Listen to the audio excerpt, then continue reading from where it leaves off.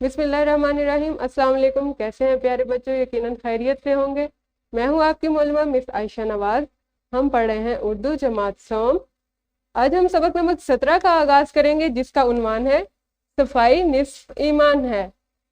اسلامی نقطہ نظر دیکھ لیتے ہیں۔ حضرت محمد صلی اللہ علیہ وآلہ وسلم نے فرمایا الطہور شطر الایمان، یعنی پاکیزگی نصف ایمان ہے۔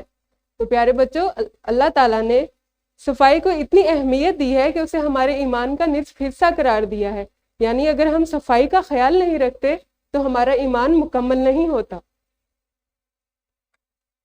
اپنے سبق کی تقسیم دیکھ لیتے ہیں۔ سبق کے پہلے حصے میں ہم پڑھیں گے اسم معرفہ اور اسم نکرہ کی پہچان کر سکیں۔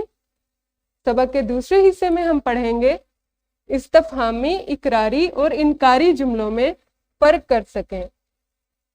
سبق کے تیسرے حصے میں پڑھیں گے واحد اور جمع کا فرق جملوں میں واضح کر سکیں، یعنی آپ واحد اور جمع کو جملوں میں اس طرح سے استعمال کرنا سیکھیں گے کہ جملہ پڑھ کر معلوم ہو یہ لفظ واحد ہے یا جمع ہے۔ سبق کے چوتھے حصے میں ہم پڑھیں گے سبق پڑھ کر اس کے متن سے متعلق سوالات کے جوابات لکھ سکیں۔ اس حصے میں آپ سبق کی پڑھائی کریں گے اور اس کی مشق حل کریں گے۔ سبق کے پانچویں حصے میں ہم پڑھیں گے سبق پڑھ کر اس کے متن سے متعلق سوالات کے جوابات لکھ سکیں اور متن میں شامل نئے الفاظ کو اپنے جملوں میں استعمال کر سکیں۔ اس حصے میں آپ سبق کے بقیہ حصے کی پڑھائی کریں گے۔ سبق کے اگلے حصے میں آپ پڑھیں گے کہانی سن کر دوبارہ وہی کہانی خاص خاص نکات سمیت زبانی سنا سکیں۔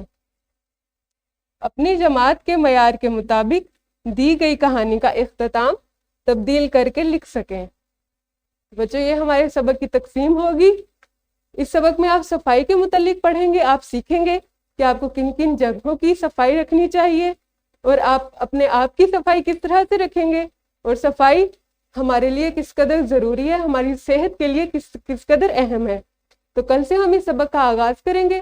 کل تک بچوں آپ نے یہ سوچنا ہے کہ آپ اپنی صفائی کس طرح سے رکھتے ہیں، اپنے آپ کی، اپنے گھر کی، اپنے کمرے کی، اپنی اشیاء کی، اپنے اسکول بیگ کی، آپ کس طرح سے صفائی رکھتے ہیں۔ آپ یہ سب اس کے بارے میں آپ سوچیں گے اور کل جماعت میں اپنی معلمہ کو بتائیں گے۔ اللہ حافظ، شکریہ۔